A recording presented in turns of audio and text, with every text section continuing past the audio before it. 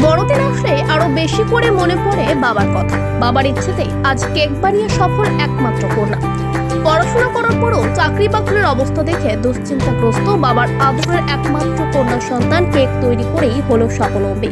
কিন্তু এই সুসময়ে বাবা আর নেই। বড়দিন আসলেই আরো বেশি করে মনে পড়ে বাবার কথা। জীবনের লড়াইয়ে ঘুরে দাঁড়ানোর অনুপ্রেরণাদায়ক ঘটনাটি নদিয়ার শান্তিপুর ঢাকাপাড়া। শান্তিপুর রেলওয়ে স্টেশন 1 নম্বর প্ল্যাটফর্মে চায়ের দোকান ছিল গণেশ দাসের। বিগত 2 বছর বিভীষিকাময় করোনার ভয়ঙ্কর পরিস্থিতির মধ্যে উপলব্ধি করেছিলেন একমাত্র কন্যা সন্তানকে নিজে পায়ে দাঁড়াতেই হবে। চাকরি বাকরির বর্তমান পরিস্থিতি বুঝে শান্তিপুর কলেজ থেকে স্নাতক হওয়া মেয়েকে কেক বানানো শেখাতে নিয়ে যান প্রিয়াঙ্কা বিশ্বাসের কাছে। যদিও সে সময় করোনার কারণে দীর্ঘদিন বন্ধ ছিল ট্রেন চলাচল, তাই নিস্তব্ধ প্ল্যাটফর্মে গণেশ বাবুর চায়ের দোকানও প্রতীক্ষায় ছিল সুদিন।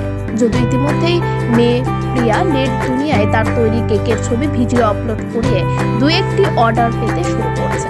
অবশেষে করোনার ভয়াল গ্রাস থেকে একটু একটু করে স্বাভাবিক পরিস্থিতি শুরু হওয়ার সাথে সাথে তাদের দোকানেও কেক বিক্রি শুরু হয়।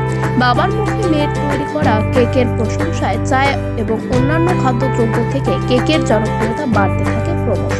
মাত্র 1 বছরের মধ্যে আর্থিক সচ্ছলতা এবং দোকানের সুদিন ফিরতেই সামান্য পেটের সমস্যা থাকলেও মূলত মৃত্যুকে আক্রান্ত হয়ে মৃত্যু হয় গণেশ বাবু। কিন্তু বাবার কথা ভেবেই প্রিয়ার পড়াশোনা থেকেও এই কেক তৈরির ব্যবসায়ী মনোনিবেশ করে। মা পম্পা দাস সারাদিন সামলান দোকান। মেয়ে প্রিয়া একদিকে নেট দুনিয়া অর্ডার এবং সাপ্লাই, অন্যদিকে নিজেদের দোকানের মাধ্যমে বিক্রি করে দুটি পেট চলছে কোনো রকম।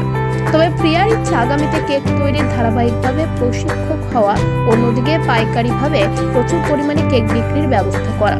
তবে দিনে দিনে প্রস্তুতকারকের সংখ্যা বৃদ্ধি পেলেও সে দুশ্চিন্তায় নেই। কারণ হিসেবে জানায় এখন বিবাহ বার্ষিকী, জন্মদিন সহ যে কোনো আনন্দ অনুষ্ঠান, এমনকি খেলার মাঠ কিংবা রাজনৈতিক মহলেও কেক কাটার প্রবণতা সরকারি বেসরকারি বিভিন্ন সংস্থাতেও তাই ক্রমশ বৃদ্ধি পাচ্ছে দেখলো। বছর ধরে কেক বানাচ্ছি, কিন্তু মানে যত দিন যাচ্ছে এই কেকের বিজনেস বলুন বা কেকের চাহিদা বলুন, এটা কিন্তু অনেক অনেক বাড়ছে।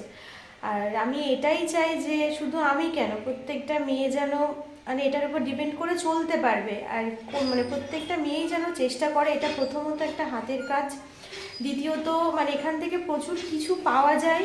আর অবশ্যই ফ্যামিলির সাপোর্টটা তো অবশ্যই আগে দরকার। অনেক কিছু শেখা যায় এই রাস্তাটা থেকে। তোমার কেকগুলো কোথায় কোথায় বিক্রি হয়? আমার কেক, আমার বাবার দোকান আছেন শান্তিপুর স্টেশনে। আমার বাবা রিসেন্ট 1 বছর আর কি মারা গেছেন। ওনার স্বপ্ন ছিল যাতে আমি এই হোমমেড কেকটা আর কি শুরু করি বাড়িতে। তো সেই সূত্রে দোকানেও আমি বিক্রি করি। তারপরে দোকানে কি বসে? দোকানে মা এখন বাবা যেহেতু নেই, মা এখন দোকানটা চালান। আবার হচ্ছে অনলাইনের সূত্রেও হচ্ছে কেক আর কি সেল করা হয়। তো অনলাইন অর্ডারটা বেশি আসে আর কি। তো অন্যান্য বছরের এই সময়টা বাদ দিলে তখন কি ধরনের কেক? তখন বার্থডে কেক থাকে, রাইস সেরামনি কেক থাকে, অ্যানিভার্সারির কেক থাকে, বিভিন্ন খেলার থিমের ওপর কেক করা হয়। মানে অল টাইম এরকম হতেই থাকে। একজন মানুষ কেউ কিছু মানে সংসার জীবিকা নির্বাহ করতে পারে? হ্যাঁ হ্যাঁ, একদম একদম। মেয়েরা এখন সোশ্যাল মিডিয়া ঘাটলে বা আশেপাশে দেখতে পারবে যে এখানে প্রচুর মেয়ে ইনভলভ আছে এই মানে হোমমেড কেকের সাথে। এর চাহিদাও এখন প্রচুর। এখান থেকে অনেক কিছু আমি অন্তত বিশেষ করে অনেক কিছু পেয়েছি। তো আমি তোমাদের সাজেস্ট করব, ছেলে হোক মেয়ে হোক, এটাকে জীবিকা নির্বাহ হিসেবে ধরে রাখতে পারো। তোমার নাম? আমার নাম হচ্ছে প্রিয়া দাস। আমার বাড়ি হচ্ছে ঢাকাপাড়া, শান্তিপুর, নদিয়া। আমার মেয়ে প্রিয়া দাও বাড়িতে কেক বানায়, অনলাইনেও কিছুটা সেল হয়। আমার দোকান আছে শান্তিপুর স্টেশনে, ওখান থেকেও সেল হয়।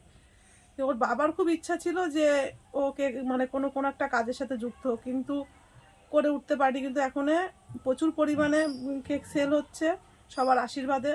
বাবার আশীর্বাদ তো রয়েছে। ওর বাবা 1 বছর গত হয়েছে, হয়তো সবটাই হয়েছে কিন্তু ওর বাবা দেখতে পায়নি, এটাই আমাদের আফসোস থেকে গেল। তোমরা সবাই পাশে থাকলে ও আরো বড় হতে পারবে। কোহেলি দেবনাথের রিপোর্ট, সুন্দর বাংলা নিউজ।